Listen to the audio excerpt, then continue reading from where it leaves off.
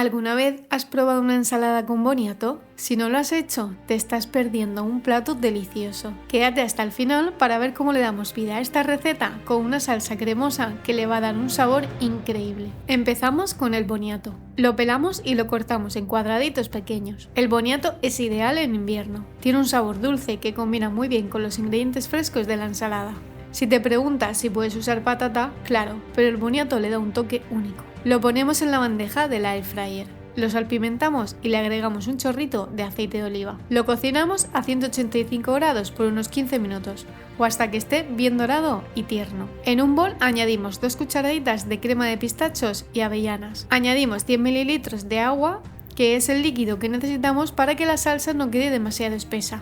También le ponemos el zumo de medio limón para darle un toque ácido que equilibre el dulzor del boniato. No te olvides de agregar la sal y pimienta al gusto y un poquito de aceite de oliva para darle un toque de suavidad y hacerla más cremosa. ¿Sabías que usar crema de pistachos, avellanas o de almendras en lugar de mayonesa o salsas comerciales le da un toque mucho más saludable y lleno de sabor? Es mi pequeño truco para hacer que las salsas sean más interesantes y nutritivas. Si no tienes crema de pistachos, puedes usar cualquier otra crema de frutos secos. ¿A ti qué crema de frutos secos te gusta más? Cuando el boniato esté listo y en un bol grande mezclamos todas las verduras, las espinacas, la chalota, los anacardos, los cherries y por supuesto el boniato que ya teníamos listo. Añadimos nuestra salsa de pistachos y lo removemos bien para que todos los ingredientes se impregnen de sabor. Este paso es clave para que cada bocado esté lleno de esa salsa. Para darle el toque final, añade un poco más de salsa. Añadimos unas láminas de parmesano por encima y unas semillas de sésamo para decorar. Ahora sí, vamos a probarla. Todo se combina perfectamente.